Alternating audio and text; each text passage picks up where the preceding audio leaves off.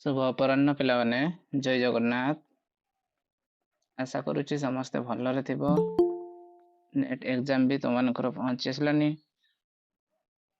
आज आमे पढ़िबा सुरेंद्र महांतीଙ୍କର उपन्यास। सुरेंद्र महांती ओडिया साहित्य जगतर एक विशिष्ट तारका। तांकर उपन्यास संपर्क रे आज आमे पढ़िबा। समस्त को आसुचे मो वॉइस क्लियर आसुचे?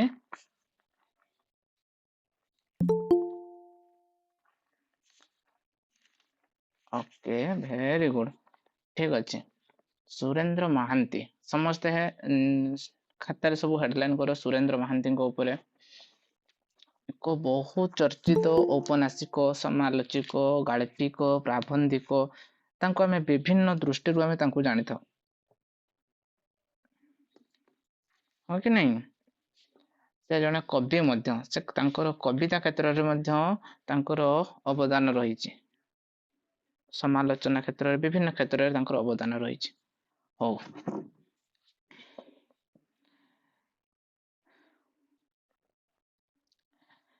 ठीक अच्छे आमे पढ़िबा कौन ना सुरेंद्र महांती। सुरेंद्र महांती से होउचंदी किए ना से कटक रो निवासी। समस्त छोट छोट शॉर्ट नोट करूथबो। कटक रो पुरुषोत्तमपुर गाँ। कटक रो पुरुषोत्तमपुर गाँ 1922 मसीहा जून 28 तारिख रे जन्म। ए साधकंकर जन्म होची 1922 मसीहा कटक रो कोठी ना पुरुषोत्तमपुर गाँ रे। जदि आमे देखिबा तांकर जीवन रो आरंभ बेलरू जते बेले से शिक्षा कथा आरंभ करिथिले से शिक्षा कथा पाखरु तांकर साहित्य प्रति रुचि आसी जाइथला। से रेभेन्सा कॉलेज रु जते उच्च शिक्षा लाभ करले छात्र अवस्था ही ओडिया भाषा साहित्य रे तांकर असीम निष्ठा देखा जाइथला। साहित्य रचना प्रति तांकर अनेक अनुराग।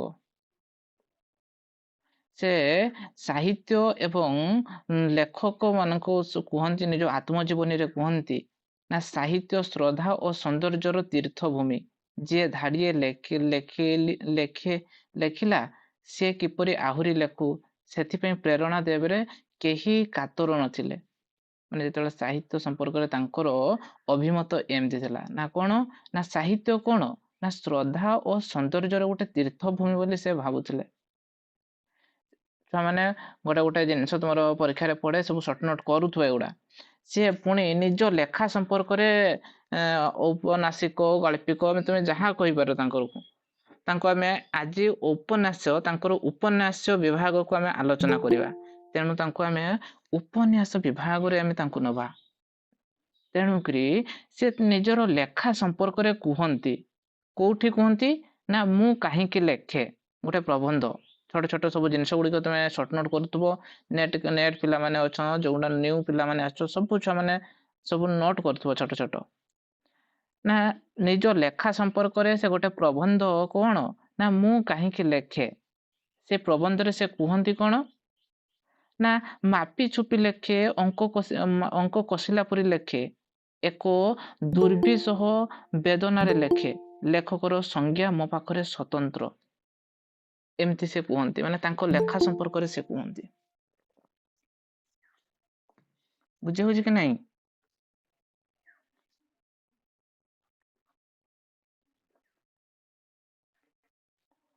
हाँ निज लेखा संपर्क रे सुरेंद्र महांती तांकर एक प्रबंध कौन प्रबंध ना मु काहींकी लेखे प्रबंध रे कहती कौन ना मापी चुपी लेखे अंक कसिला परी लेखे एक दुर्विसह वेदनारे लेखे लेखकर संज्ञा मो पाखरे स्वतंत्र।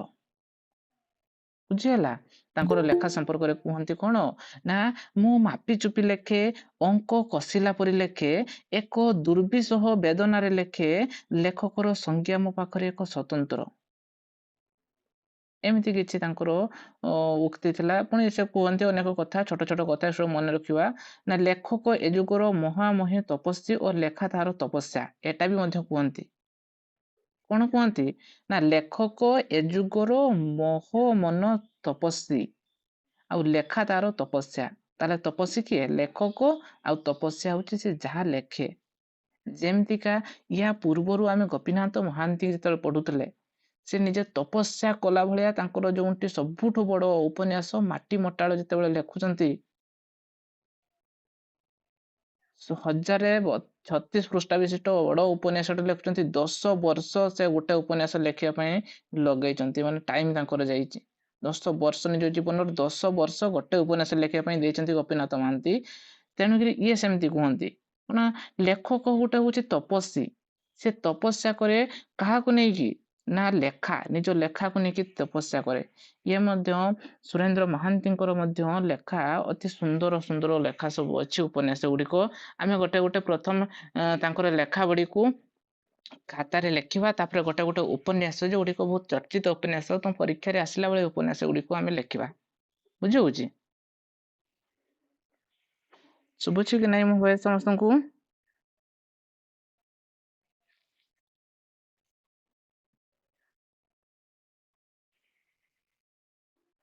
ଆଚ୍ଛା, ଭଏସ କଟୁଛି?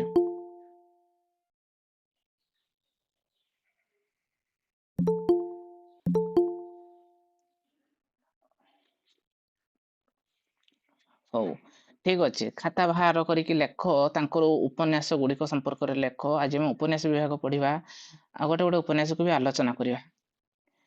ସୁରେନ୍ଦ୍ର ମହାନ୍ତିଙ୍କର ଉପନ୍ୟାସ ଲେଖିବାର ସମୟ ସୀମା ଯଦି ଆମେ ଦେଖିବା, 1947 ରୁ 1990 ଏହି ମସିହା ଭିତରେ ତାଙ୍କର ସମସ୍ତ ଉପନ୍ୟାସ ସବୁ ପ୍ରକାଶ ପାଇଛି। କେତେ ମସିହାରୁ କେତେ ମସିହା? ନା 1947 ରୁ 1990 ମସିହା ମଧ୍ୟରେ। କଣ ହେଲା?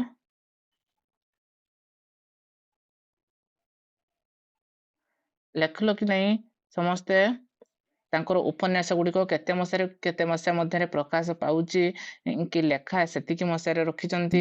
ନା 1947 ରୁ 1950 ମସିହା ମଧ୍ୟରେ ନିଜର ଲେଖା ଗୁଡିକୁ ସେ ପ୍ରକାଶ କରନ୍ତି, ଲେଖନ୍ତି। ଯଦି ଆମେ ସୁରେନ୍ଦ୍ର ମହାନ୍ତିଙ୍କର ଉପନ୍ୟାସକୁ ଦେଖିବା, ତାକୁ ଆମେ 3 ଭାଗରେ ଭାଗ କରିପାରିବା। ମାନେ ଏ ଯେ ବିଭିନ୍ନ ବିଷୟବସ୍ତୁକୁ ତାଙ୍କର ଦେଖିକି ସୁରେନ୍ଦ୍ର ମହାନ୍ତିଙ୍କର ଉପନ୍ୟାସକୁ ଆମେ 3 ଭାଗରେ ଭାଗ କରୁ। କଣ କଣ 3 ଭାଗ? ନା ପ୍ରଥମେ ଲେଖ ଇତିହାସ, କିମ୍ବଦନ୍ତୀ ଓ ପୌରାଣିକ ଉପନ୍ୟାସ। ସେ କିଛି ଉପନ୍ୟାସ ଲେଖିଛନ୍ତି ଯୋଉଗୁଡିକ ଇତିହାସ ରହିଛି, କିମ୍ବଦନ୍ତୀ ରହିଛି, ପୌରାଣିକ କଥାବସ୍ତୁ ରହିଛନ୍ତି। ପଢି ମୁଁ ଯେତେବେଳେ କହିବି ସେତେବେଳେ ଉପନ୍ୟାସ ଗୁଡିକ ପଢିବା, ଯେତେବେଳେ କହିଦେମି ଏଇଟା ଇତିହାସ ଭିତ୍ତିକ ଉପନ୍ୟାସ, ଏଇଟା କିମ୍ବଦନ୍ତୀ ଭିତ୍ତିକ ଉପନ୍ୟାସ, ଏଇଟା ପୌରାଣିକ ଉପନ୍ୟାସ, ମୁଁ ସେଗୁଡା କହିଦେବି ହେଲା। ଲେଖ ସୁରେନ୍ଦ୍ର ମହାନ୍ତିଙ୍କର ଉପନ୍ୟାସ ଗୁଡିକୁ ଆମେ ତିନି ଭାଗରେ ବିଭକ୍ତ କରୁ। କଣ କଣ? ନା ପ୍ରଥମେ ହଉଛି କଣ? ନା ଇତିହାସ, କିମ୍ବଦନ୍ତୀ, ପୌରାଣିକ ଉପନ୍ୟାସ, ଏଟା ହଉଛି 1। ଦ୍ୱିତୀୟରେ ଲେଖ ସାମାଜିକ ମନସ୍ତାତ୍ତ୍ୱିକ ଉପନ୍ୟାସ। ଲେଖୁଛ କି ନାଇଁ ପିଲାମାନେ?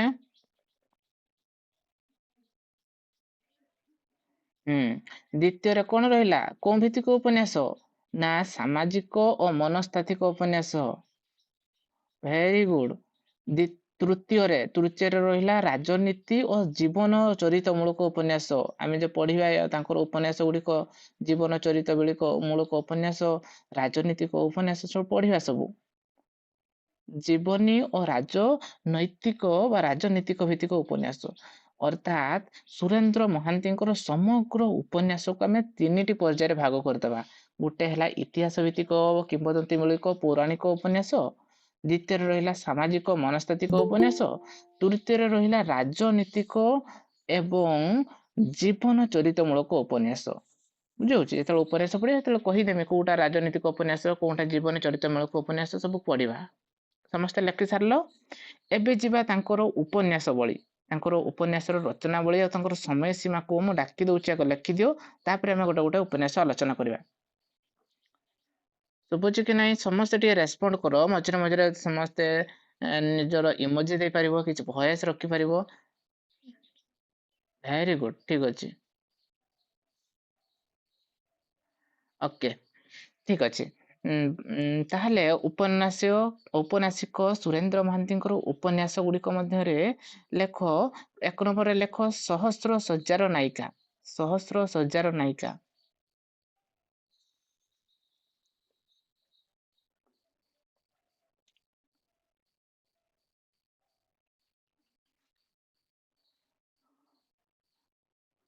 ହଁ, ପ୍ରଥମ ଉପନ୍ୟାସ ସେଇଟା ରହିଛି କିନ୍ତୁ ଲେଖ ମୁଁ ଡାକି ଦଉଛି ଲେଖ। ହଉ ଲେଖ ପ୍ରଥମରୁ ଲେଖ ତାହେଲେ ମୁଁ ଡାକି ଦଉଛି ମସିହା ଅନୁସାରେ ପୁରା ଗୋଟେ ଗୋଟେ ଲେଖ। ପ୍ରଥମେ 1 ନମ୍ବର ଲେଖ କଲେଜ ବୟ 1947 ମସିହାରେ ରଚନା କରିଛନ୍ତି କଲେଜ ବୟ। ଲେଖିଲ କଲେଜ ବୟ ବହୁତ ସୁନ୍ଦର ଉପନ୍ୟାସ ପଢେଇବି ଏଗୁଡା ସବୁ ତାର କଥା 47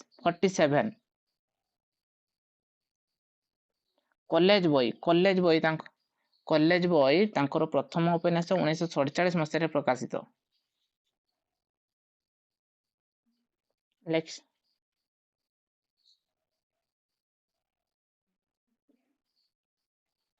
1943 ଆଚ୍ଛା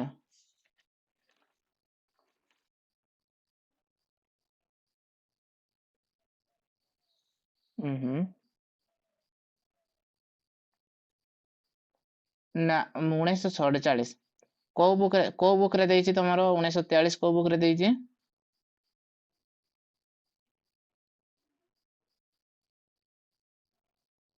ନା ପ୍ରେମାନନ୍ଦ ମହାପାତ୍ରଙ୍କର ଓଡିଆ ସାହିତ୍ୟ ଇତିହାସ ସେଇଟା ସେଇଟା କରେକ୍ଟ ନୁହଁ।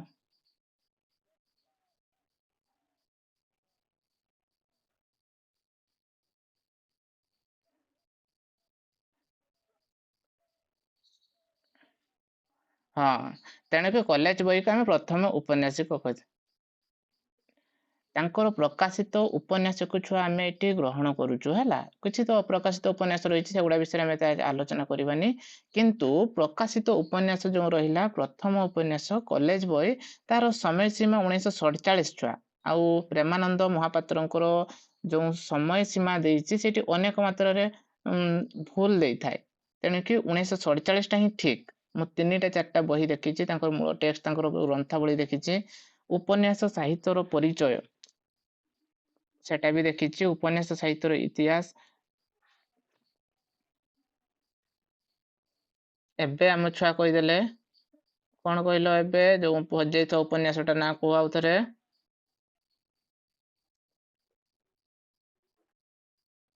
ହୁଁ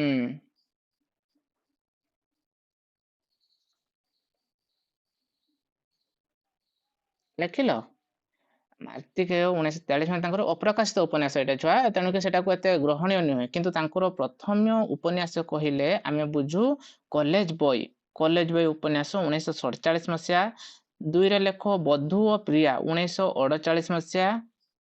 ବଧୁ ଓ ପ୍ରିୟା 1948 ମସିହା। 3ରେ ଲେଖ ସହସ୍ର ଶଯ୍ୟାର ନାୟ ବଧୁ ଓ ପ୍ରିୟା 1948 ମସିହା। ଏଇ ଉପନ୍ୟାସଟା ଛୁଆ ବେଳେ ବେଳେ ପଢେ କେବଳ ଦେଇଥିବ ବଧୁ ଓ ପ୍ରିୟା ଏଇଟା କୋଉ ଭିତ୍ତିକ ରଚନା ଆମର ସୁରେନ୍ଦ୍ର ମହାନ୍ତିଙ୍କର ଏଟା ଗୋଟେ ତାଙ୍କର ଉପନ୍ୟାସ ହେଲା।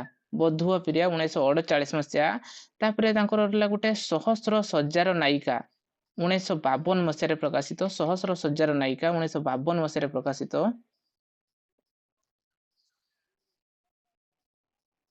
ଅନ୍ଧ ଦିଗନ୍ତ 1964 ମସିହାରେ ପ୍ରକାଶିତ।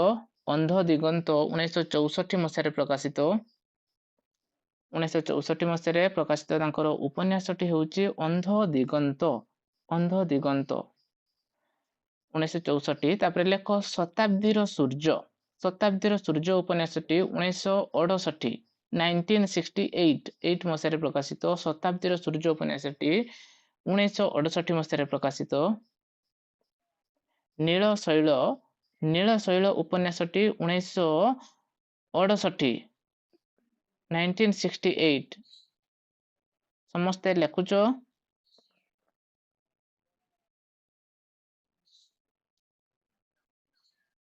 କୋଉଟାର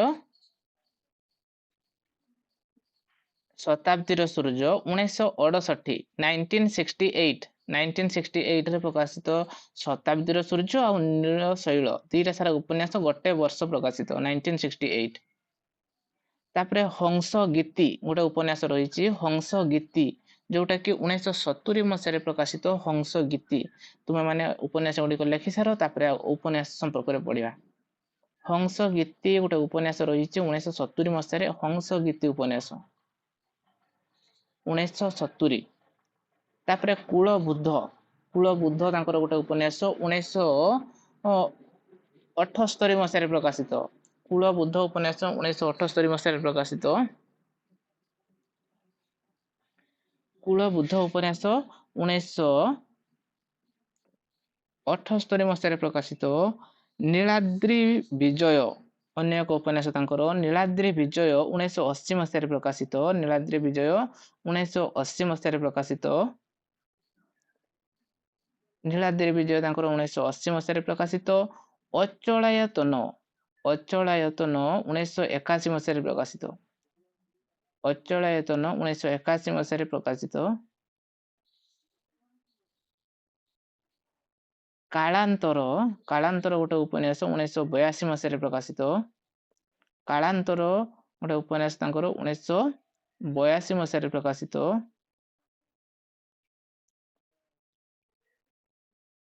ନେତି 1982 ମସିହାରେ ପ୍ରକାଶିତ। ଅନ୍ୟ ଏକ ଉପନ୍ୟାସ ନେତି 1982 ମସିହାରେ ପ୍ରକାଶିତ।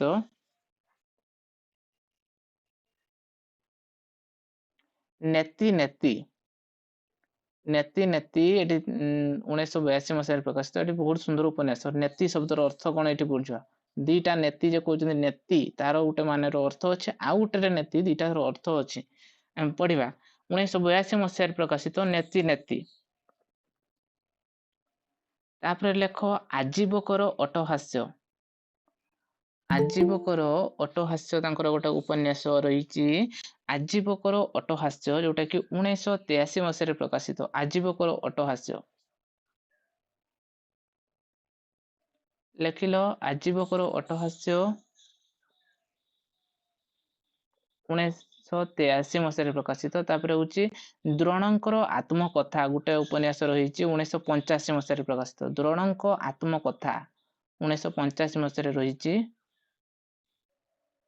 ଦ୍ରୋଣଙ୍କ ଆତ୍ମକଥା ଯୋଉଟା କି 1985 ମସିହାରେ ରହିଛି।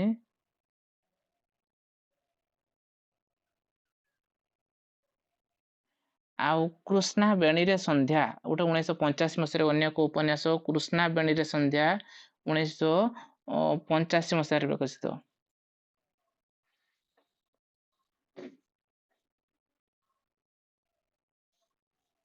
ଲେଖିଲ। ତାପରେ ତାଙ୍କର ଶେଷ ଉପନ୍ୟାସ ଯୋଉଟା କି ରହିଲା ଫଟା ମାଟି 1988 ମସିହାରେ ପ୍ରକାଶିତ। ଫଟା ମାଟି ଅନ୍ୟ ଏକ ଉପନ୍ୟାସ। ତାଙ୍କର ଶେଷ ଉପନ୍ୟାସ ହଉଛି ଫଟା ମାଟି।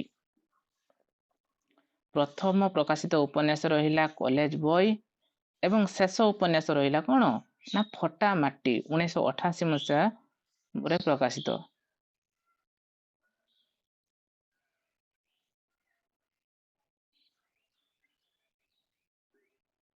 କୂଳବୁଦ୍ଧ ଯୋଉଟା କି 1978 ମସିହାରେ ରହିଲା 1978।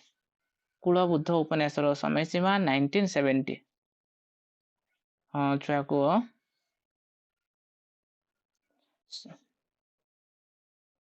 ସହସ୍ର ସଜ୍ଜାର ନାୟିକା 1952 ସହସ୍ର ସଜ୍ଜାର ନାୟିକା ଯୋଉଟା କି 1952 ମସିହାରେ ପ୍ରକାଶିତ।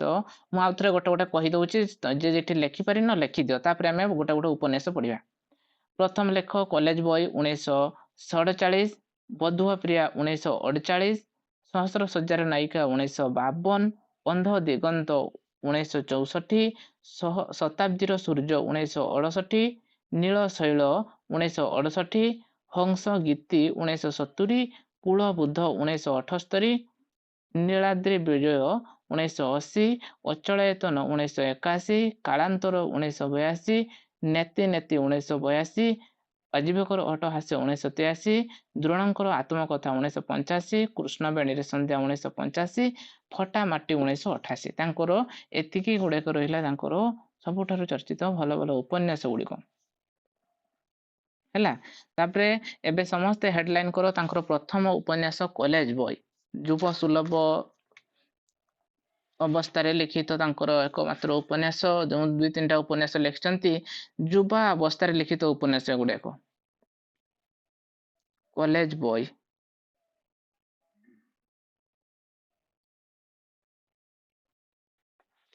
ଲେଖିଲ।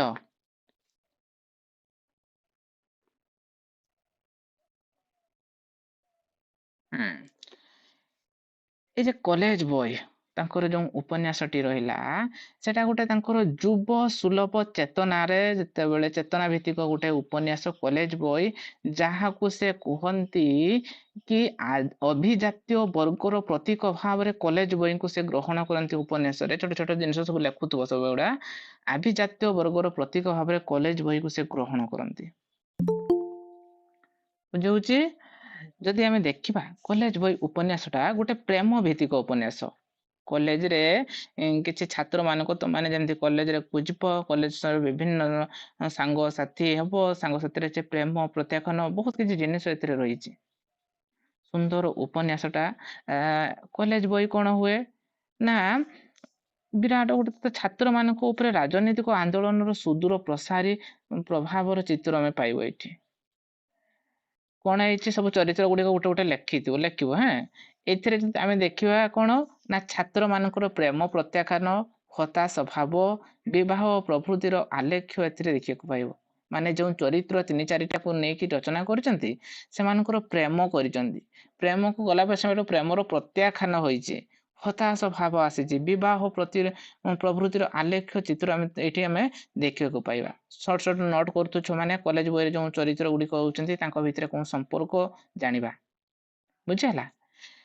ଏଠି କଣ ହେଇଛି ଛୁଆ, କଲେଜ ବହି ଉପନ୍ୟାସଟିରେ କଲେଜରେ ପଢୁଥିବା 2-3 ଜଣ ଯେଉଁ ରହିଲା ତରୁଣ ଯୁବକ ମାନଙ୍କର କଥା ରହିଛି। ଯେରକମ ଚରିତ୍ର ଗୁଡିକ ଲେଖୁଥିବ, ଯେରକମ ତରୁଣ ଯେରକମ କହିଲେ କବରୀ ଓ ମଞ୍ଜରୀ ଅଛନ୍ତି, ଚରିତ୍ର ଗୁଡିକ ଅଛନ୍ତି କବରୀ ମଞ୍ଜରୀ। ତା ସହିତ ସେମାନଙ୍କର ସାଙ୍ଗରେ ଯେଉଁ କଲେଜରେ ପଢୁଥିବା ଅନ୍ୟ ସାଙ୍ଗ ଗୁଡିକ ହଉଛନ୍ତି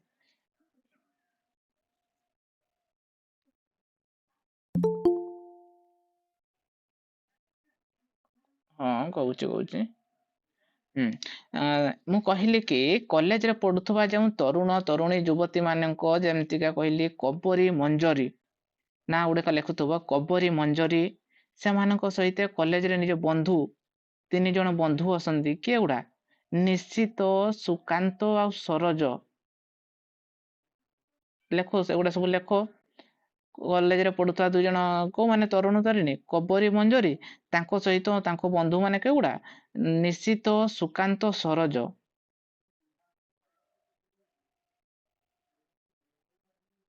ଲେଖିଲ? ଓକେ, ଠିକ ଅଛି। ଏବେ ଉପନ୍ୟାସଟାକୁ ବୁଝ, ଏଇଠୁ ଜାଣିଯିବ ଉପନ୍ୟାସଟା କଣ। ଟିକେ ବୁଝିଦେଲେ ତୁମକୁ ଭଲ ଲାଗିବ। ଉପନ୍ୟାସଟାରେ ଆରମ୍ଭ କଣ ହେଇଛି ନା ଚିଠି ଦିଆ ନିଆ। ଆଗ କାଳରେ ତମ ଭଳିଆ କଲେଜରେ ଯେମିତି ତମେ ବଡ ବଡ ମୋବାଇଲ ନେଇକି ଯାଉଛ, ହ୍ୱାଟ୍ସଆପ ଫେସବୁକ ଯାଉ ଚଲଉଛ କି କଥା ହଉଛ, ସେ ଭଳିଆ ନଥିଲା। କବରୀ ମଞ୍ଜରୀଙ୍କୁ ସେ ଚିଠି ଦିଆ କରୁଥିଲେ କୋଉମାନେ ନା ନିଶ୍ଚିତ, ସୁକାନ୍ତ, ସରୋଜ। ଏମାନେ କଣ କରୁଥିଲେ, ସେମାନଙ୍କର ପତ୍ର ଦିଆ ନିଆ କରି ଉପନ୍ୟାସର ବିଷୟବସ୍ତୁ ଆଗେଇଛି। ଏଠି କଣ ହେଇଛି ନା ଏଇ ଯେ ନିଶ୍ଚିତ, ସୁକାନ୍ତ, ସରୋଜ ଏମାନେ ମଞ୍ଜରୀର ପ୍ରେମରେ ପଡିଛନ୍ତି। ମାନେ ହିରୋଇନ ଗୋଟେ, କିନ୍ତୁ ହିରୋ ଏଠି କେତେ ଜଣ ଅଛନ୍ତି? 3 ଜଣ ଅଛନ୍ତି। କୋଉମାନେ ନା ନିଶ୍ଚିତ, ସୁକାନ୍ତ ଆଉ ସରୋଜ। ବୁଝି ହେଲା? ସବୁଗୁଡା ମନେ ରଖିବ ଛୁଆ ଗୁଡା। ମଞ୍ଜରୀକୁ କୋଉମାନେ ପ୍ରେମ କରୁଥିଲେ? କୋଉମାନେ? ନିଶ୍ଚିତ, ସୁକାନ୍ତ, ସରୋଜ। କିନ୍ତୁ ମଞ୍ଜରୀ ତ ଯାହାକୁ ଜଣକୁ ସେ ବାହା ହବ କି ମନ ଦବ। ଏଥିରେ 3 ଜଣ ସାରା କଣ କରିଛନ୍ତି ନା ଏ ମଞ୍ଜରୀକୁ ପାଇବା ପାଇଁ ସେମାନେ ବିଭିନ୍ନ ପ୍ରକାର କାର୍ଯ୍ୟ କରିଛନ୍ତି, ଯେମିତିକି ନିର୍ଲଜ କାର୍ଯ୍ୟ, ଯେରକମ ବହୁତ ଖରାପ କାର୍ଯ୍ୟ କରିବା ପାଇଁ ମଧ୍ୟ ପଛେଇ ନାହାନ୍ତି। ଯେମିତିକା ମଞ୍ଜରୀର ତଳେ ପଡିବା ଜୋତାକୁ ଗଟାଇ ତାକୁ ପିନ୍ଧା ହେଇଛି ନିଶ୍ଚିତ, ମାନେ ଏମିତି ସବୁ କାମ କରିଛନ୍ତି। ମଞ୍ଜରୀର ଗୁଡ ତଳେ ପଡିଛନ୍ତି, ମଞ୍ଜରୀର ଜୋତାକୁ ଚୋରି କରିକି ଆଉ ଗୋଟେ ସାଙ୍ଗକୁ ତା ବେକରେ ମାଳ ପିନ୍ଧେଇଛନ୍ତି। ଏମିତି ବିଭିନ୍ନ ଗୋଟେ ନିର୍ଲଜ ଜନକ କାର୍ଯ୍ୟ ସେମାନେ କରିଛନ୍ତି। କାହାକୁ ପାଇବା ପାଇଁ? ନା ମଞ୍ଜରୀକୁ ପାଇବା ପାଇଁ। କିନ୍ତୁ ମଞ୍ଜରୀ କଣ କରିଛନ୍ତି ନା ମଞ୍ଜରୀ ପ୍ରେମକୁ ପାଇବା ପାଇଁ ସୁକାନ୍ତ କଣ କରିଛି ନା 4ଟି ଶୋ ଟିକଟ ବିକ୍ରି କରିଛି। ମାନେ ସବୁ ପେଟ ପାଇଁ ନାଟ ସବୁ ଜାଣିଛ କି ନାଇଁ? ପ୍ରେମ ହୁଏ କେତେବେଳେ ନା ଯେତେବେଳେ ପେଟ ଫୁଲ ଥାଏ, ମୁଣ୍ଡରେ ବାହାର କଥା ଟେନସନ ନଥାଏ। ତେଣୁକରି ଏଇ ଯେ ସରୋଜ ତାଙ୍କର ପାରିବାରିକ ଟିକେ ଦୁର୍ବଳ ଥିଲା, ତେଣୁ 4ଟି ଶୋ जो टिकेट बिक्री करिछि अर्थ उपार्जन करिछि से अर्थ को मंजरी पाखरे खर्च करिया पई मंजरी साथी खर्च करिया पई तांको प्रति जो तीन जनकर भाव सेटा सब किए कौन करिछि तांको प्रति देखाई किंतु मंजरी कौन करिछि मंजरी किंतु सरोजर भल पाइबा भल सरोजर भल प्रतिभा को भल पाइछि और दुही को मध्य विवाह संपन्न होइछि बुझिला ताले मंजरी कहा को बाहाइछि सरोज को बाहाइछि मन रखिए गुडा मंजरी सरोज को बाहाइछि मंजरी जदि सरोज को बाहाला आउ दुई जण किस करिवे ସେମାନେ आउ दुई जण ସେମାନେ हताश ହେଇକି बोलिबे ଆମେ जेरकम पागल प्रेमी मानक जेमति होउचंती ସେମାନଙ୍କର ଭାଗ ବି ସେମିତି ହେଇଛି निश्चितर विवाह मध्य होइछि निश्चित जो अन्य जो ये कि मंजरी को भल पाउतला जेतेबेले से देखिला सरोज को भल पाउछि मंजरी ताको बाहाइछि सेतेबेले हताश ହେଇକି बुलला बुलला परे से किछि वर्ष गला परे निश्चित भी गुटे विवाह होइछि से मध्य गुटे नास्तिवादी मनीष रे परिणत होइछि जेतेबेले से विवाह परे से गुटे नास्तिवादी मनीष तार आ कोनसी ऊपर विश्वास नाही सबुरे तारो ना माने जदि कहिवो भगवान अछंती से कहबो ना कोन पय ना ना भगवान जदि थांते मते मंजरी मिल जाइसंता कहीं भगवान नहांती तेणुक मते मंजरी मिल पारलानी एमती सब चिंताधारा ता मन रे आछि से नास्तिक पालटि जाइछि सुकांत जे रहिचंती सुकांत भी कोन करिछि ना सुकांत कॉलेज रु तोड़ा खाइछि कोन पय तोड़ा खाइछि ना ब्रिटिश शासन विरुद्ध से जे विप्लव संग्राम होइछि से छात्र मान को आह्वान करिछि जहा फल से कॉलेज रु से तोड़ा खाइछि अर्थात हताशा प्रेमिक मानकर जो अवस्था से मानकर सही अवस्था हो जाइछि केतेबेले जेतेबेले मंजरी सरोज को बाहाई छात्र मानकर अनुरोध रक्षा करी सुकांत संग्राम नेतृत्व नहीं गोटे संग्राम स्वाधीनता परवर्ती समय रे कॉलेज कथा बना रही से कॉलेज मानकर विभिन्न संग्राम चलता से संग्राम रे सुकांत कौन कर कॉलेज रो छात्र मानकर नेतृत्व नहीं आ परवर्ती समय रे मंजरी को मध्य से संग्राम रे जोग देवा से कहिसंती किंतु मंजरी यहाँ को चाहि नाही कोन पे चाहि नाही ना मंजरी जानी से सरोज को भल पाउची जेते संग्राम बहाना रे ता पाखु ताको मिसिया पे चेष्टा करले बंध्य से मना कर देछि एमिति कि गोटे हसिबा भलिया गोटे कथा वर्णना करजंती कोन ना ए जे सुकांत कोन करछि ना धर्म घटर आह्वान दे सुकांत क्लासरूम आगरे से चित हे सई पडिचंती कौन पाई ना कहते ना मंजरी तू जदि आम दल में न मिसू ताले मु एठो उठिबिनी क्लासरूम आगे से ची देके शुई पड़ते किंतु मंजरी कौन करी मंजरी किछि भाबी नाही से सरोजकर मुह को देखी सरोजकर भल पाइबा को देखी से मंजरी से सुकांत जे शुईची ता ऊपर डेईकी बारी जाइछंती हला दूररू इन जो इनकलाब जिंदाबाद शुभुची ए शब्द रु ही उपन्यासर परिसमाप्ति घटी बुझी होची ताले एटी प्रेम पाइल प्रत्याख्यान पाइल स्वाधीनता प्रति जो टिके भावधारा पाइल कॉलेज रे जो एकता सेटा किछि पाइल बहुत किछि जिनिस एटी रहिछि ताले ए जे उपन्यासर समाप्ति केतेबेले घटिछि ना दूररू शुभुथबा इनकलाब जिंदाबाद सेम सेम क्लब ए जो शुभिछि से शब्द रु ही उपन्यासर समाप्त घटिछि अब कौन है ना मंजरी क्या डेईकी पारे जाइए ना सुकांत उपरे डेईकी पारे जाइए से चित शुईला से डेईकी पारे जाइए उपन्यासर छोट उपन्यासटा प्रेम भित्तिक उपन्यास प्रेम प्रत्याख्यान आउ किछि छात्र संघ कथा उपन्यासर मुख्य कथा वस्तु बुझेल कि नहीं माने ओके एटा वेरी गुड ठीक अच्छे तापर परवर्ती समय आसी बधु और प्रिया मत जदि सब गोटे भल उपन्यास कहमी बधु और प्रिया गोटे बहुत सुंदर उपन्यास जो रहा नीलशैल उपन्यास पर जदि गोटे भल उपन्यास कहमी मो हिसाब से नीलशैल उपन्यास गोटे ऐतिहासिक भित्तिक उपन्यास से भल लगे किंतु आधुनिक जुगर पिला माने आम मान सब प्रेम प्रत्याख्यान ये सब जिन भल लगे तेणुक यही सब दृष्टि तुम बधु प्रिया उपन्यासटा पढ़ थे थे बधु प्रिया उपन्यास गोटे चुंबन को नहीं कथा वस्तुर परिसमाप्त घटी से ही रही अर्थात यार जे नायिका बहुत सुंदर नायिका से विवाह हो जहाँ भल पाला भल माने भल पाई जहाँ बाहा पारे नहीं अन्य जन को बाहा आ जहाँ को बाहा सी तार बंधु हूँ कौन ना तार एक्स लभर से बाहा ବାହାହେଲା ପରେ ତାଙ୍କୁ ଯେତେବେଳେ ପୁରୁଣା ପ୍ରେମିକକୁ ପାଇଛନ୍ତି, ଯେତେବେଳେ ପାଇଲା ପରେ ସେ ତାଙ୍କୁ କଣ ନା ଗୋଟେ ଭଲ ସେ ଅନୁତାପ କରିଛନ୍ତି, ଚାହିଁଛନ୍ତି ଯେ ଗୋଟେ ଚୁମ୍ବନ ଦେବା ପାଇଁ। ସେ ଚୁମ୍ବନଟା ସେ ଦେବେ ଯେ ସେ କୋଉ ରୂପରେ ଦେବେ, ନା ବଧୂ ବେଶରେ ଦେବେ, ବଧୂ ହିସାବରେ ଦେବେ, ନା ପ୍ରିୟା ହିସାବରେ ଦେବେ, ସେଇଟା ସେ ଭାବିଛନ୍ତି, କିନ୍ତୁ ଶେଷ ସୁଦ୍ଧା ସେ ଚୁମ୍ବନ ଦେଇ ପାରିନାହାନ୍ତି। ମୁଖ୍ୟ କଥାବସ୍ତୁ ଏଇଠୁ ହେଲା, ମାନେ ଏଇଠି ମୁଖ୍ୟ କଥାବସ୍ତୁ ସରି ସମସ୍ତେ ଘଟିଛି। ଖାଲି ଟିକେ ଟିକେ ଶୁଣ, ଉପନ୍ୟାସଟା ବହୁତ ଭଲ ଉପନ୍ୟାସଟା। ବଧୂ ପ୍ରିୟା ଗୋଟେ ସ୍ଵାଧୀନତାର ପରବର୍ତ୍ତୀ ଯୁଗର ଗୋଟେ ନିରାଶାବୋଧ, ସାମାଜିକ ସମସ୍ୟା, ସାମ୍ପ୍ରଦାୟିକ ସଂଘର୍ଷର ଚିତ୍ର ଏଠି ପାଇବ ତୁମେ ହେଲା। କ୍ୱେଶ୍ଚନ ତୁମର ଏମିତି ପଡେ, କେମିତିକା ପଡେ ନା ବଧୂ ପ୍ରିୟାରେ କୋଉ କୋଉ ସବୁ ଚିତ୍ର ବର୍ଣ୍ଣିତ, ସେ କହିବନି କି ତାର ନାୟିକା ନାୟିକା ମଧ୍ୟରେ ସେ ଭାବ, ପ୍ରେମ, ଚୁମ୍ବନ ଏସବୁ ପଡିବନି। ପଡିବ ଏଇଗୁଡା, କୋଉଗୁଡା ନା ବଧୂ ପ୍ରିୟା ଉପନ୍ୟାସରେ କୋଉ ସବୁ ଚିତ୍ର ବର୍ଣ୍ଣିତ।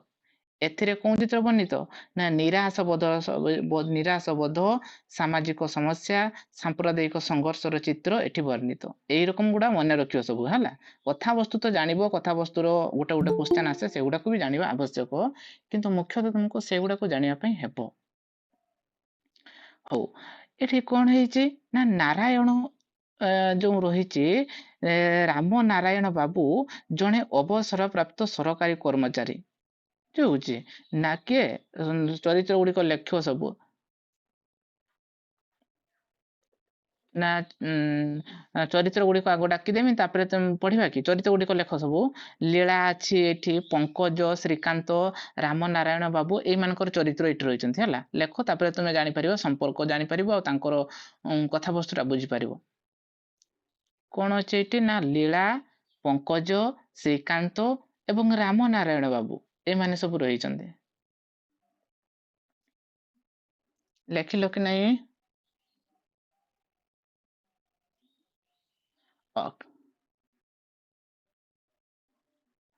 ଲୀଳା, ପଙ୍କଜ, ଶ୍ରୀକାନ୍ତ ଆଉ ରାମ ନାରାୟଣ ବାବୁ।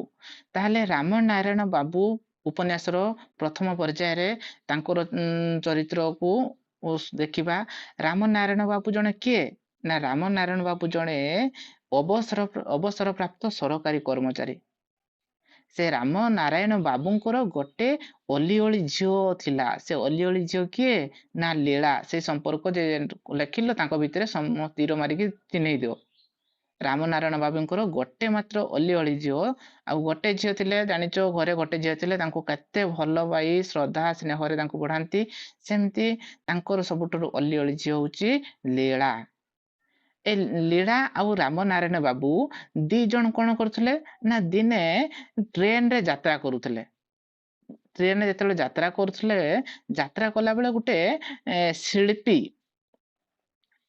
ଶିଳ୍ପୀ ଅର୍ଥାତ୍ ଗୋଟେ ଗୋଟେ କଣ ଆମର ଶିଳ୍ପୀ ପଙ୍କଜ, ଯେ ପଙ୍କଜ ସେ ଜଣେ ଗୋଟେ ପେଶାରେ ଗୋଟେ ଶିଳ୍ପୀ, ସେ ଯେ ପଙ୍କଜ ସହିତ ସାକ୍ଷାତ ହୋଇଥିଲା। ସେ ପଙ୍କଜ ସେ ବୁଢା ନୁହେଁ, ତାର ବୟସ ସେ ଲୀଳାର ବୟସର ସମବୟସୀ, ସେ ସମବୟସ, ବୁଝି ହଉଛି। ପଙ୍କଜ ସହିତ କୋଉଠି ସାକ୍ଷାତ ହେଲା ନା ଟ୍ରେନରେ ଯାତ୍ରା କଲା ବେଳେ, ବୁଝି ହଉଛି। ସବୁ ଛୋଟ ଛୋଟ ଜିନିଷ ତମେ ମନେ ରଖିବ। ଯେତେବେଳେ ଲୀଳା ଆଉ ତା ବାପା ରାମ ନାରାୟଣ ବାବୁ ଟ୍ରେନରେ ଯାତ୍ରା କରୁଥିଲେ, ସେତେବେଳେ ସେ ପଙ୍କଜ ସହିତ ସାକ୍ଷାତ ହୋଇଥିଲା। ପଙ୍କଜ ଜଣେ ଶିଳ୍ପୀ। ନାରାୟଣ ବାବୁ ତାଙ୍କୁ ଡାକି ନିଜ ଘରେ ରଖିଥିଲେ। କାହାକୁ? ପଙ୍କଜକୁ। ଯେତେବେଳେ ଘରେ ରଖିଥିଲେ, ପଙ୍କଜ ଆଉ ଲୀଳା ପରସ୍ପର ସହିତ ଅତ୍ୟଧିକ ମାତ୍ରାରେ ମିଳାମିଶା, ମାନେ ସାଙ୍ଗରେ ଗୋଟେ ଜାଗାରେ ରହିଲେ, ଆଉ ସେମ୍ ଏଜର ହେତୁ ତାଙ୍କ ମାନଙ୍କ ଦି ଜଣଙ୍କ ଭିତରେ ପ୍ରେମ ଭାବ ଆସିଯାଇଛି। କାହାର? ପଙ୍କଜ ଆଉ ଲୀଳା ପରସ୍ପରକୁ ଭଲ ପାଇ ବସିଛନ୍ତି। ମାନେ କୌଣସି କାମ କରିବା ପାଇଁ ତାଙ୍କ ଘରକୁ ଡାକିଥିଲେ କିଛି ଦିନ ପାଇଁ। ତ ତାଙ୍କ ଘରେ କାମ କରିତେ କରିତେ ତାଙ୍କର ସେ ପଙ୍କଜ ଆଉ ଲୀଳା ପରସ୍ପର ଯେହେତୁ ଭଲ ପାଇଛନ୍ତି। ଆଉ ପଙ୍କଜ କେମିତି ଅର୍ଥ ଉପାର୍ଜନରେ ମନ ଦେବ, ରାମ ନାରାୟଣ ବାବୁ ଚାହୁଁଥିଲେ। ରାମ ନାରାୟଣ ବାବୁ ପଙ୍କଜକୁ ବହୁତ ଭଲ ପାଉଥିଲେ।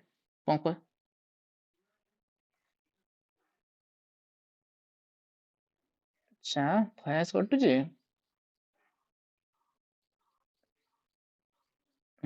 ଏବେ ଆସିଲା। ଓକେ ଓକେ, ଠିକ ଠିକ ଅଛି।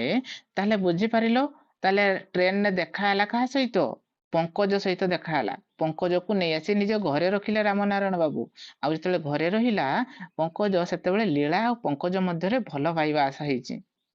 ଆଉ ରାମନାରାୟଣ ବାବୁ ମଧ୍ୟ ଚାହୁଁଥିଲେ କଣ ନା ପଙ୍କଜ କେମିତି ଅଧିକରୁ ଅଧିକ ଅର୍ଥ ଉପାର୍ଜନ କରୁ। ସେ ଜଣେ ଶିଳ୍ପୀ, କାମ କରି କରି କେମିତି ଅଧିକ ଅର୍ଥ ଉପାର୍ଜନ କରୁ। କିନ୍ତୁ ପଙ୍କଜ ସବୁ କିଛିକୁ ପ୍ରତ୍ୟାଖ୍ୟାନ କରି, ସେ ଲୀଳାକୁ ପ୍ରତ୍ୟାଖ୍ୟାନ କରି, ସେ ରାମନାରାୟଣଙ୍କ ଭାବୁଙ୍କର ଯୋଉ କଥା ନା ପଙ୍କଜ ତୁ ଅଧିକ ପଇସା ଉପାର୍ଜନ କର, ତ ଘର ଭଲ ଚାଲୁ, ତୁ ଭଲରେ ରହ, ତାଙ୍କର ଯୋଉ ଚିନ୍ତା, ସେ ଚିନ୍ତା ଗୁଡ଼ିକ କୁ କିଛି ମାନିଲା ନାହିଁ ପଙ୍କଜ। ଶେଷରେ ସେ ଘର ଛାଡି ଚାଲି ଯାଇଛି। ବୁଝିହଉଛି? ତାହେଲେ ଲୀଳା ଆଉ ପଙ୍କଜର ପ୍ରଥମ ଯୋଉ ପ୍ରେମ ହେଇଥିଲା, ସେ ପ୍ରଥମ ପ୍ରେମ ସେଇଠି ହିଁ ଏଣ୍ଡିଙ୍ଗ ହେଇଗଲା। ଲୀଳା ଅନେକ କାନ୍ଦିଛି ଯେତେବେଳେ ପଙ୍କଜ ଘର ଛାଡି ଚାଲି ଯାଇଛି।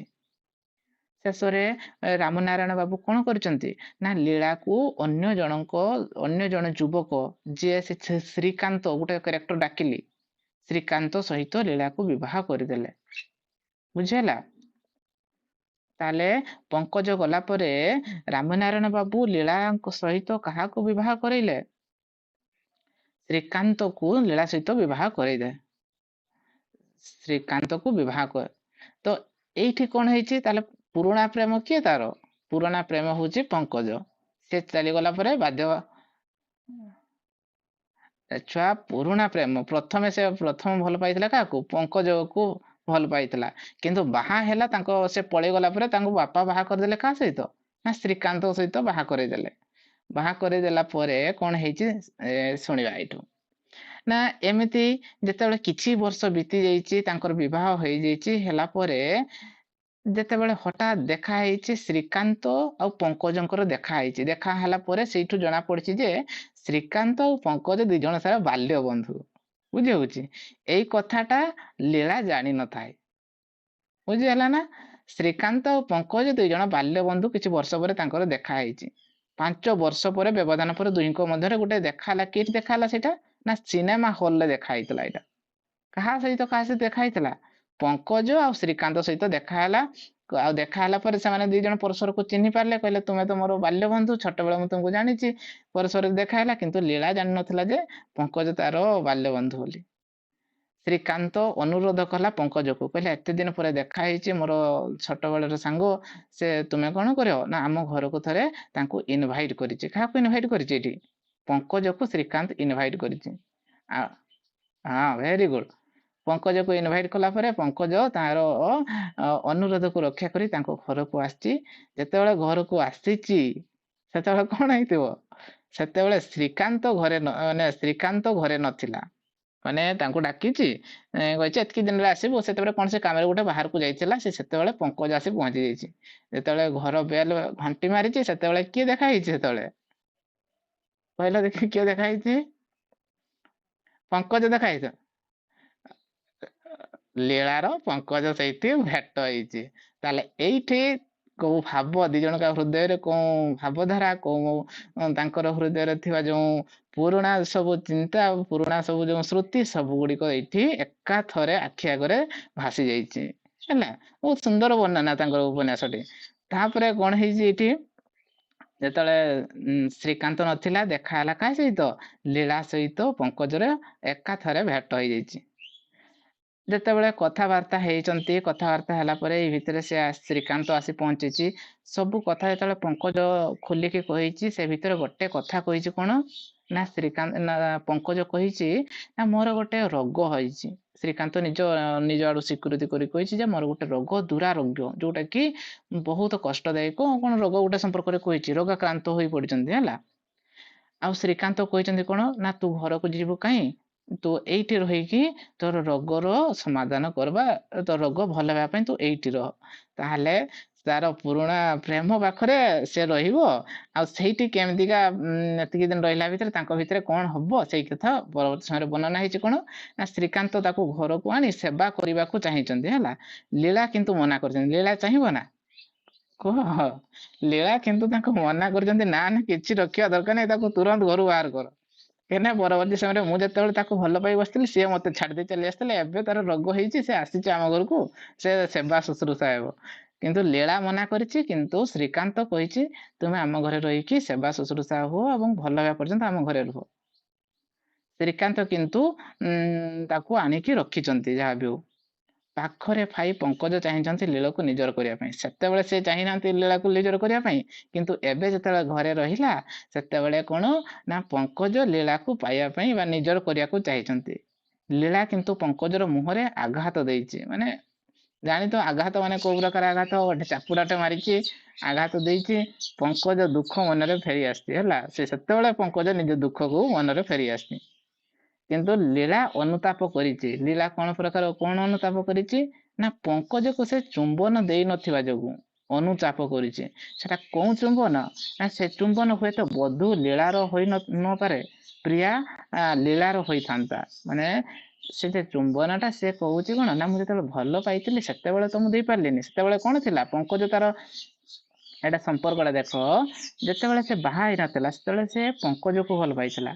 ସେତେବେଳେ ସେ ପ୍ରିୟା ହିସାବରେ ଚୁମ୍ବନ ଦେଇ ପାରିଥାନ୍ତା କାହାକୁ ନା ପଙ୍କଜକୁ।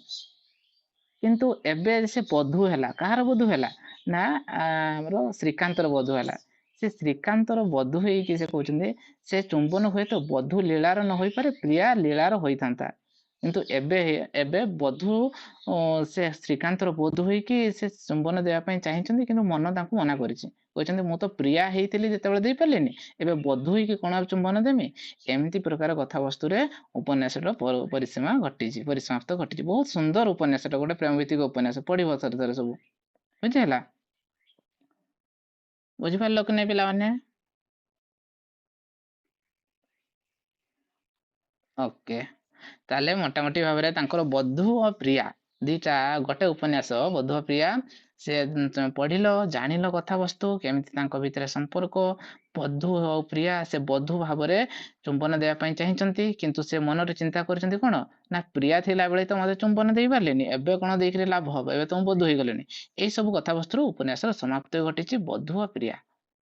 ଏଇ ଦିଟା ଉପନ୍ୟାସ ତାଙ୍କର ଯୁବ ସୁଲଭ ମନୋଭାବ ଯେତେବେଳେ ସେ ଯୁବକ ଅବସ୍ଥା ଥିଲେ ଲେଖିଥିଲେ ହେଲା। ପରବର୍ତ୍ତୀ ତାଙ୍କର ଉପନ୍ୟାସ ଯୋଉଟା ଆସିଛି ଅନେକ ସୁନ୍ଦର ରାଜନୈତିକ ଉପନ୍ୟାସ ଗୋଟେ, ସେଟା କଣ ନା କହିଲ ଦେଖି ତାଙ୍କର ରାଜନୈତିକ ଉପନ୍ୟାସ ଅନ୍ଧ ଦିଗନ୍ତ। କୁସ୍ତାନ ପଡେ ସୁରେନ୍ଦ୍ର ମହାନ୍ତିଙ୍କର ରାଜନୈତିକ ଉପନ୍ୟାସ। ନୀଳଶୈଳ ନୁହଁ ଛୁଆ, ନୀଳଶୈଳ ନୁହଁ, ଅନ୍ଧ ଦିଗନ୍ତ ତାଙ୍କର ଗୋଟେ ରାଜନୈତିକ ଭିତ୍ତିକ ଉପନ୍ୟାସ, ରାଜନୀତି ଭିତ୍ତିକ ଉପନ୍ୟାସ। ଏଇ ଉପନ୍ୟାସ ଟା ଆଜି ବୁଝିଯିବା, ତାପରେ ଦେଖିବା ତାଙ୍କର ନେକ୍ସଟ ଉପନ୍ୟାସ ଗୁଡିକ। ସମସ୍ତେ ସର୍ଟ ନୋଟ କରୁଛ ସବୁ?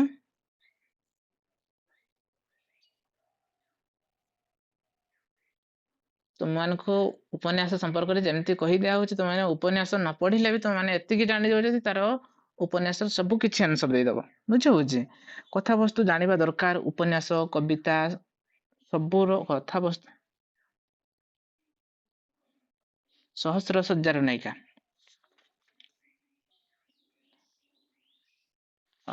ଛୁଆ ଏତେ ସାରା ଉପନ୍ୟାସ ଗୋଟେ ଗୋଟେ ଡିସ୍କସନ କଲା ବେଳକୁ ବହୁତ ଲେଟ୍ ହବ। ତେଣୁକି ଯୋଉଗୁଡା ତାଙ୍କର ଅଧିକ ଲୋକପ୍ରିୟ ଚର୍ଚ୍ଚିତ ଉପନ୍ୟାସ ଗୁଡିକୁ ହିଁ ଆମେ ଆଲୋଚନା ପରିସରକୁ ନବା। ଯେମିତିକା ଗୋପୀନାଥ ମହାନ୍ତିଙ୍କର ସବୁ ଉପନ୍ୟାସ ତ କରିନୁ, ଗୋଟେ ଗୋଟେ ଉପନ୍ୟାସ କରିଛୁ ହେଲା। ସମୟ ହେଲେ ପରବର୍ତ୍ତୀ ସମୟରେ ତୁମର ନେଟ୍ ଏକ୍ଜାମ ସରିଯାଉ, ଆମେ ନୂଆ ବେଚ୍ ଯେତେବେଳେ ଆରମ୍ଭ କରିବା ଗୋଟେ ଗୋଟେ ଉପନ୍ୟାସ ସମ୍ପର୍କରେ ପଢିବା। ସେତେବେଳେ ଏବେ ଛୁଆ ତୁମର ଏକ୍ଜାମ ଦୃଷ୍ଟିରୁ ଯୋଉଗୁଡା ଇମ୍ପୋର୍ଟାଣ୍ଟ ସେଗୁଡା ଆଲୋଚନା କରିବା। ବୁଝିହେଲା?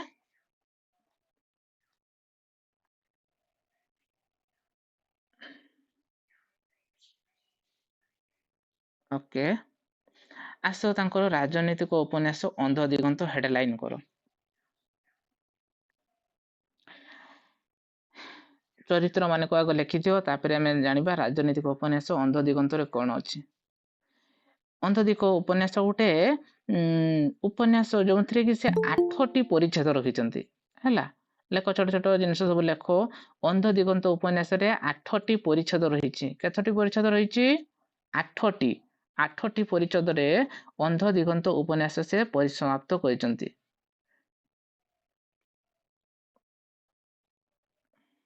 ଲେଖିଲ।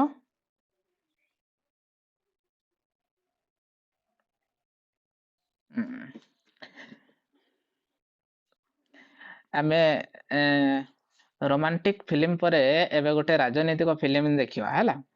ଅନ୍ଧ ଦିଗନ୍ତ ଏଠିର ମୁଖ୍ୟ କ୍ୟାରେକ୍ଟର ଯୋଉ ମୁଖ୍ୟ କ୍ୟାରେକ୍ଟର ଅଛନ୍ତି ସେ ନିଧି ଦାସ ଲେଖ ଗୋଟେ ଗୋଟେ ଚରିତ୍ର ଲେଖ ନିଧି ଦାସ ଅନ୍ଧ ଦିଗନ୍ତର ଚରିତ୍ର ଗୁଡିକ 5-6ଟା ଖଣ୍ଡେ ଚରିତ୍ର ଗୋଟେ ଲେଖ ସବୁ ନିଧି ଦାସଙ୍କୁ ପାଇବ ଏଇଠି ତୁମେ ତାପରେ ପାଇବ ଶ୍ୟାମ ବନ୍ଧୁ ମହାନ୍ତି ଶ୍ୟାମ ବନ୍ଧୁଙ୍କୁ ପାଇବ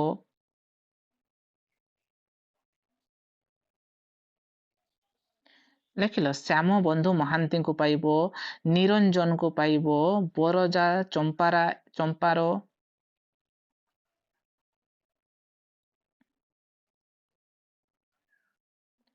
ବରଜା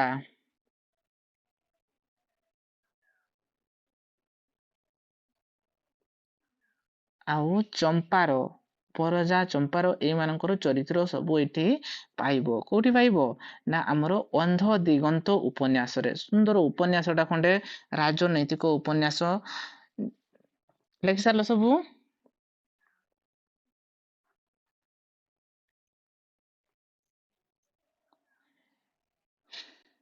ହଉ ତାହେଲେ ଏଠି ଉପନ୍ୟାସଟାରେ ଆମେ କଣ ପାଇବା ମୁଁ ସର୍ଟଲି ଟିକେ କହିଦେମି ତାପରେ ଜାଣିବା ହେଲା ଏଠି ଯେ ଉପନ୍ୟାସଟା ଏ ଉପନ୍ୟାସଟାରେ ତମେ ଏଇ ଯେ ଦେଖୁଛ ଆମର ନିଧି ଦାସ ଶ୍ୟାମ ବନ୍ଧୁ ମହାନ୍ତି ଯମୁ ନିରଞ୍ଜନ ଏଇ ବିଭିନ୍ନ କ୍ୟାରେକ୍ଟର ଅଛନ୍ତି ଏଇ କ୍ୟାରେକ୍ଟର ମଧ୍ୟରୁ କିଛି ଖଳ କ୍ୟାରେକ୍ଟର ଅଛି ମାନେ ଆଧୁନିକ ସମୟରେ ଦେଖିବ ସମାଜରେ ଯୋଉମାନେ ଭଲ ଲୋକ ଯୋଉମାନେ କିଛି କରିବାକୁ ଚାହାନ୍ତି ସମାଜରେ ସେ ଲୋକମାନେ କଣ ନା ବିଭିନ୍ନ ପ୍ରକାର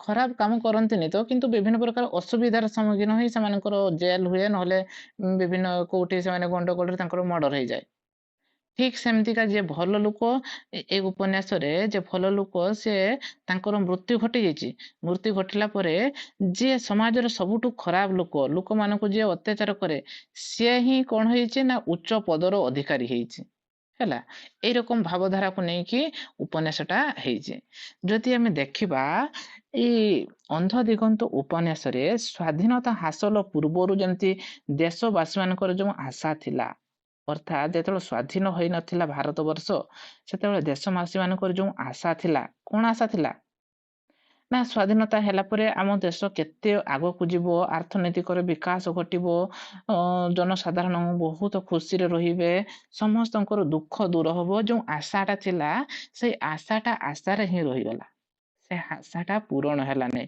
ପ୍ରକୃତରେ ଏହା ହିଁ ସତ୍ୟ ହେଇଛି ହଁ କି ନାହିଁ ସ୍ଵାଧୀନତା ପୂର୍ବରୁ ଯୋଉ ସ୍ଵାଧୀନତା ସଂଗ୍ରାମୀ ମାନେ ଚାହିଁଥିଲେ ସେ କାମ ଗୁଡିକ ହଉଛି କି ଆଜି ପର୍ଯ୍ୟନ୍ତ ସେ କାମ ଗୁଡିକ ହେଇପାରୁନାହିଁ ଜୀବନ ସଙ୍କଟ ଘେରରେ ଅର୍ଥନୈତିକ ବ୍ୟବସ୍ଥା ଭୁଷୁଡି ଯାଇଛି ସାମାଜିକ ନୈତିକ ମୂଲ୍ୟବୋଧର ଅବକ୍ଷୟ ଘଟି ଯାଇଛି ସ୍ଵାଧୀନତା ପରେ କିନ୍ତୁ ଯୋଉଟା ଆଶା ଚାଲିଥିଲା ଆଶା ରହିଥିଲା ଦେଶର ସ୍ଵାଧୀନତା ହେଲା ପରେ ଦେଶ ସ୍ଵାଧୀନତାର ସ୍ଵାଦ ଚାଖିବ ସ୍ଵାଧୀନତାର ଲୋକମାନେ ଖୁସି ହେବେ ତାଙ୍କର ଅର୍ଥନୈତିକ ଉନ୍ନତି ହେବ ସବୁ କିଛି ଉନ୍ନତି ହେବ ସେଟା କିଛି ହେଇନାହିଁ ତାହା ପ୍ରତିଫଳରେ ହେଇଛି କଣ ନା ଅନେକ ସଙ୍କଟ ବେଶୀ ଘେରି ଆସିଛି ଅର୍ଥନୈତିକ ଅବସ୍ଥା ପୁରା ଖରାପ ସାମାଜିକ ନୈତିକ ମୂଲ୍ୟବୋଧ ପୁରା ଖରାପ ହେଇଛି ଗୋଟେ କ୍ୱେଶ୍ଚନ ପଡେ ଏଇ ଯୋଉ ଅନ୍ଧ ଦିଗନ୍ତ ଉପନ୍ୟାସରେ କେତେ ମସିହାରୁ କେତେ ମସିହା ଭିତରେ ଓଡିଶାର ରାଜନୈତିକ ଚିତ୍ରକୁ ପ୍ରତିଫଳିତ କରାହେଇଛି ଏଇଟା ସମସ୍ତେ ଲେଖ ନା 1921 ମସିହା ଠାରୁ 1952 ମସିହା ଯାଏଁ ଓଡିଶା ରାଜନୈତିକ ତଥା ଦେଶର ରାଜନୀତି ଉପରେ ଉପନ୍ୟାସର ବିଷୟବସ୍ତୁ ଗଢି ଉଠିଛି ଲେଖ ସବୁ ଟିକେ ଲେଖ ସବୁ ଏଗୁଡା 1921 ମସିହା ଠାରୁ 1952 ମସିହା ଯାଏଁ ଓଡିଶା ରାଜନୀତି ତଥା ଦେଶର ଅର୍ଥନୀତି ଉପରେ ଉପନ୍ୟାସର ବିଷୟବସ୍ତୁ ଗଢି ଉଠିଛି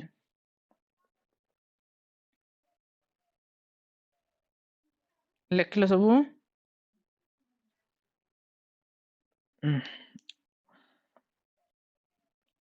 ଲେଖିଲ ମସିହା ଯାଏଁ ଓଡିଶା 1921 ମସିହା ଠାରୁ 1952 ମସିହା ଯାଏଁ ଓଡିଶା ରାଜନୀତି ତଥା ଦେଶର ରାଜନୀତି ଉପରେ ଉପନ୍ୟାସର ବିଷୟବସ୍ତୁ ଗଠିତ ମାନେ ଓଡିଶାର ରାଜନୀତି ଆଉ ଦେଶର ରାଜନୀତି ଏଇ ଉପରେ ହିଁ ଉପନ୍ୟାସଟା ରହିଛି ହେଲା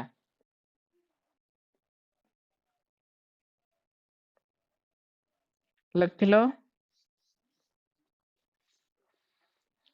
ଓକେ ତାହେଲେ ଏଇ ଯେ ଅନ୍ଧ ଦିଗନ୍ତ ଉପନ୍ୟାସ ଯୋଉଟାରେ କି ଆମେ ମୁଖ୍ୟ କ୍ୟାରେକ୍ଟର ଆମର ମେନ୍ କ୍ୟାରେକ୍ଟର ଯୋଉ ରହୁଛନ୍ତି ନିଧି ଦାସ ସେ ହଉଛନ୍ତି ମଧୁପୁର ଗ୍ରାମର ଗୋଟେ ସ୍ଵାଧୀନତା ସଂଗ୍ରାମୀ। ନିଧି ଦାସ କିଏ ନା ମଧୁପୁର ଗ୍ରାମର ଗୋଟେ ସ୍ଵାଧୀନତା ସଂଗ୍ରାମୀ। ତା ଘର କେଇଟି? ନିଧି ଦାସର ଘର କେଇଟି? ମଧୁପୁର ଗାଁ। ମଧୁପୁର ଗାଁର ସେ ଗୋଟେ ସ୍ଵାଧୀନତା ସଂଗ୍ରାମୀ। ଲେଖିବ ସବୁ ସଠିକ ଲେଖିବ ସବୁ। ସ୍ଵାଧୀନତାର ସ୍ୱପ୍ନ ଦେଖେ। ସ୍ଵାଧୀନତା ସଂଗ୍ରାମୀ ମାନଙ୍କର ଆଖିରେ ସବୁବେଳେ ସ୍ଵାଧୀନତାର ସ୍ୱପ୍ନ। ତା ଆଖିରେ ମଧ୍ୟ ସ୍ଵାଧୀନତାର ସ୍ୱପ୍ନ ପ୍ରତି କ୍ଷଣ ଭରି ରହିଥାଏ। ସେ ସ୍ଵାଧୀନ ହେବ, ଲୋକଙ୍କ ଦୁଃଖ ଦୁର୍ଦଶା ଦୂର କରିବ, କିନ୍ତୁ ନିଧି ଦାସର ସ୍ୱପ୍ନ ଅଧୁରା ରହିଗଲା। ସ୍ଵାଧୀନତା ଯୋଉ ସ୍ୱପ୍ନ ଦେଖିଥିଲା ସିଏ, ଦେଶ ସ୍ଵାଧୀନ ହେବ, ଲୋକଙ୍କର ଦୁଃଖ ଦୁର୍ଦଶା, ଅର୍ଥନୀତିରେ ସୁଧାର ଆସିବ, ଦୂର, ଏଇ ସବୁର ସ୍ୱପ୍ନ ସବୁ ତାର ଅଧୁରା ରହିଗଲ। ତାଙ୍କ ଭଳି ଅନେକ ସଂଗ୍ରାମୀ ମାନଙ୍କର ଅବସ୍ଥା ମଧ୍ୟ ବା ସ୍ୱପ୍ନ ମଧ୍ୟ ସେମିତି ଅଧୁରା ରହିଗଲା। ସେ କ୍ଷୋଭର ସହିତ କହିଛି, ନିଧି ଦାସ ଗୋଟେ ଦୁଃଖର ସହିତ ଗୋଟେ କ୍ଷୋଭ ପ୍ରକାଶ କରିକି କୁହେ, ଗୋଟେ ସଂଳାପଟା ଗୋଟେ ଧାଡିଟା ଗୋଟେ ପଡେ ଏକ୍ଜାମ ରେ। ନିଧି ଦାସ କୁହେ କଣ ନା, ମଣିଷ ସ୍ଵାଧୀନ ହେବା ଚାହେଁ, ତଥାପି ଆହୁରି ଅନେକ ଡେରି, ଅନେକ ଡେରି। ସେ ଲଢେଇ ଶେଷ ନାହିଁ, ସେ ଲଢେଇର ଶେଷ ନାହିଁ, କିନ୍ତୁ ତମର ମୋର ଜୀବନରେ ଶେଷ ଅଛି। ଆମ ସମୟ ଅଳ୍ପ। ଗୋଟେ ବାସ୍ତବ କଥା, ଗୋଟେ ସମାଜର ବାସ୍ତବ କଥାକୁ ଔପନ୍ୟାସିକ ବହୁତ ସୁନ୍ଦର ଭାବରେ ଲେଖିଦେଲେ। କାହା ଦ୍ଵାରା ନା ଏଇ ନିଧି ଦାସ କ୍ୟାରେକ୍ଟର ଦ୍ଵାରା। କଣ ଲେଖିଲେ ନା, ମଣିଷ ସ୍ଵାଧୀନ ହେବା ପାଇଁ ତଥାପି ଆହୁରି ଅନେକ ଡେରି, ଅନେକ ଡେରି। ସେ ଲଢେଇର ଶେଷ ନାହିଁ, କିନ୍ତୁ ମୋର ତମର ଜୀବନରେ ଶେଷ ଅଛି। ଆମ ସମୟ ଅଳ୍ପ। ଅର୍ଥାତ୍ ସେ କହୁଛନ୍ତି କଣ, ସ୍ଵାଧୀନତା ହେଇଗଲା, ସବୁ ସରିଗଲା, ଆମେ ଚାହିଁଥିଲେ ଯେମିତିକା ସେମିତିକା କିଛି ହେଲା ନାହିଁ। ଆଉ ଆଜି ପର୍ଯ୍ୟନ୍ତ କଣ ସେପଟେ କିଛି ହେଇନାହିଁ।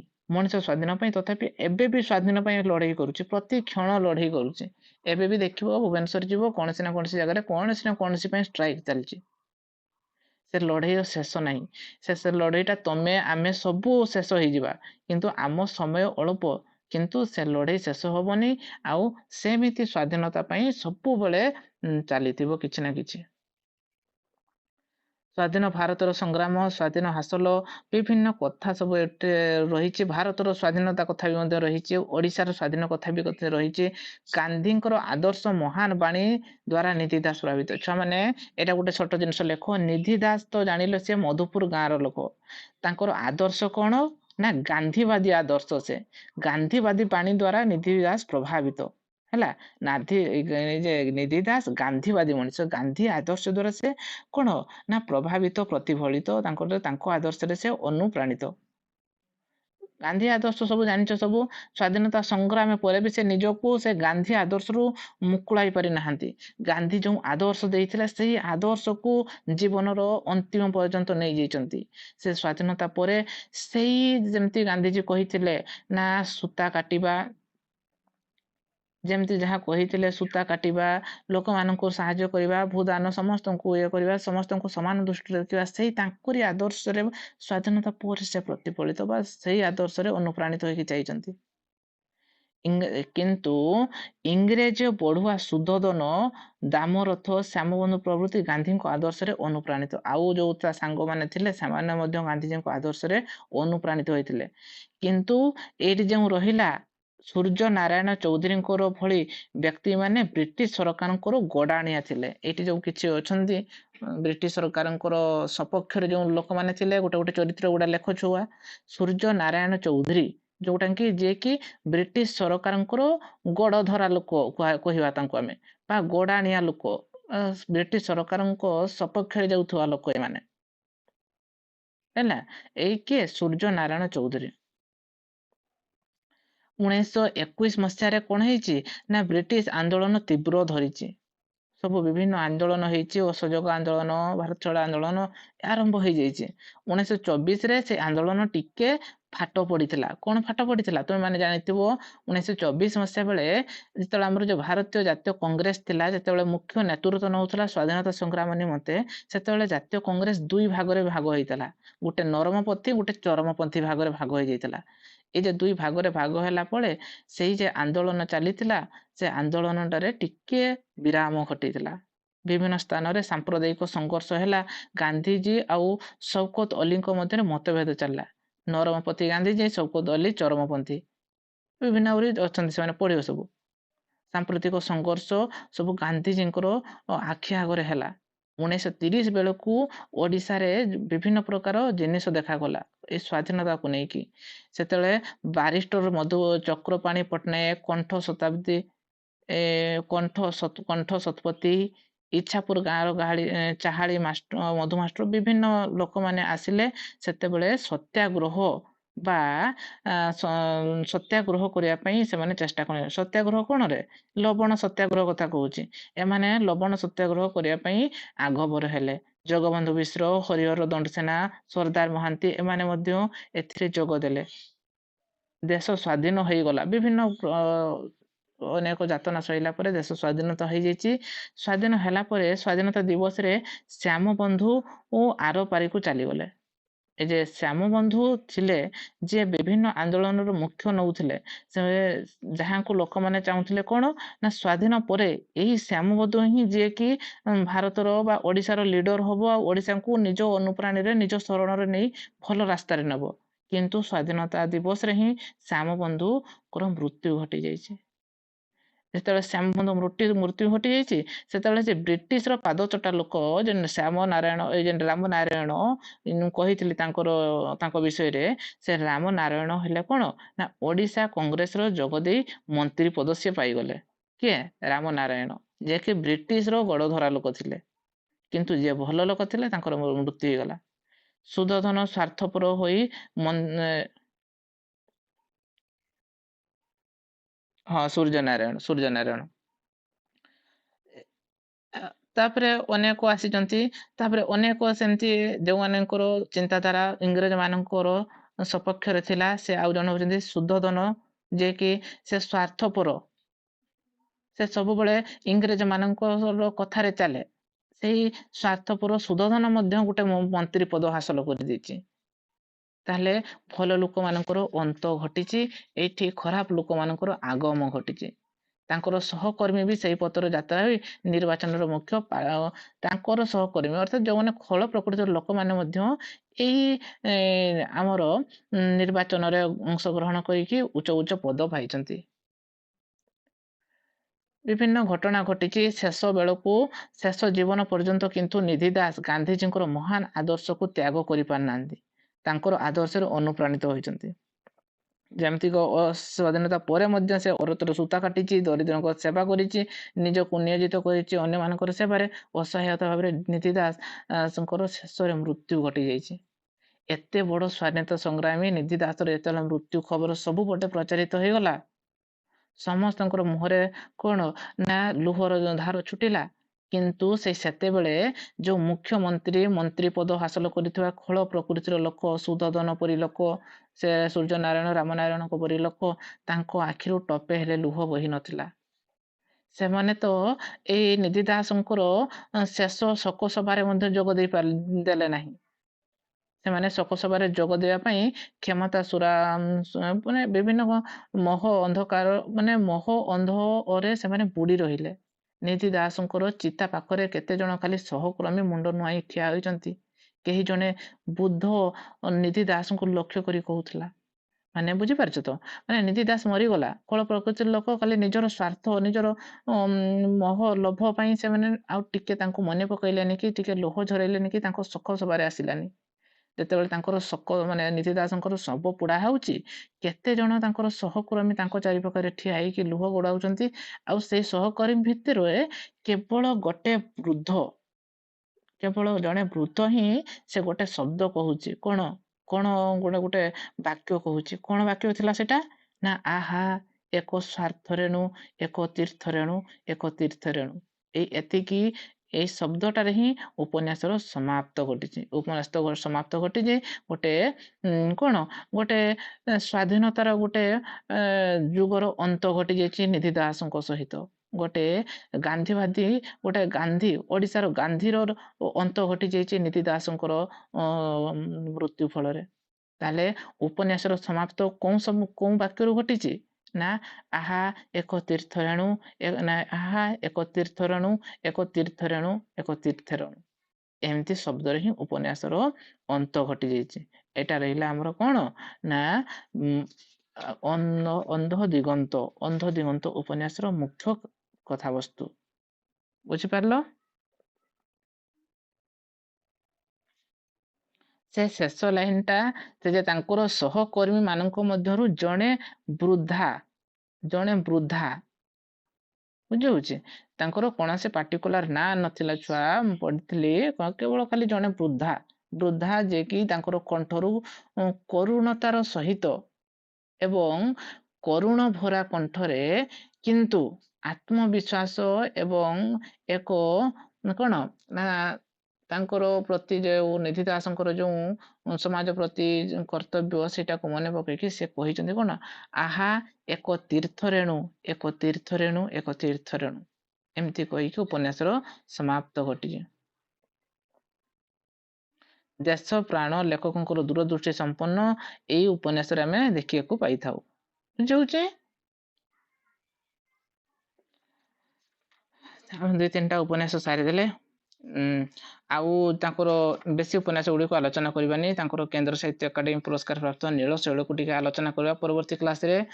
ଆଉ ଯେଉଁ ଜୀବନୀମୂଳକ ଉପନ୍ୟାସ ଗୁଡ଼ିକ ରହିଲା, ଶତାବ୍ଦୀର ସୂର୍ଯ୍ୟ କି ଆମର ରହିଲା, ଆଉ କଣ ରହିଲା, ଶତାବ୍ଦୀର ସୂର୍ଯ୍ୟ, ନୀଳାଦ୍ରି ବିଜୟ, କୁଳବୁଦ୍ଧ, এই ଉପନ୍ୟାସ ଗୁଡ଼ିକ ଖାଲି ସର୍ଟଲି ସେଗୁଡାକ କହିଦେମି। କେନେ କୁଳବୁଦ୍ଧ ତ ଜାଣିଛ ସବୁ। କୁଳବୁଦ୍ଧ କିଏରେ? ପ୍ରକୃତରେ ଆମେ କୁଳବୁଦ୍ଧ କାହାକୁ କହିଯାଉ ନା ଶତାବ୍ଦୀର ସୂର୍ଯ୍ୟ କାହାକୁ କହିଥାଉ ଆମେ?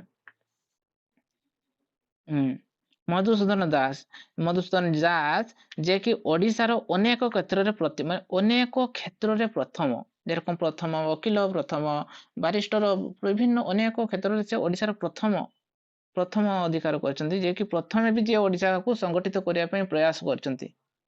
ଅନେକ ଚିତ୍ର ତାଙ୍କ ସେଠି ପାଇବା। ଏମିତି ଗୋଟେ ଦିଟା ଉପନ୍ୟାସକୁ ଆଲୋଚନା କରିକି ଆମେ ସାରିବା। କାହାକୁ ନା ସୁରେନ୍ଦ୍ର ମହାନ୍ତିଙ୍କର ଉପନ୍ୟାସ ସାରିଦେବା। ପୁଣି ଦେଖିବା ଗୋଟେ ଦିଟା କ୍ଲାସରେ ଆଉ ଗୋଟେ ପଢିବା ଶାନ୍ତନୁ କୁମାର ଆଚାର୍ଯ୍ୟଙ୍କ ଯାଇ ପଢିବା ହେଲା। କାହିଁକିନା ତମ ପରୀକ୍ଷା ବି ପହଞ୍ଚି ଆସିଲାନି।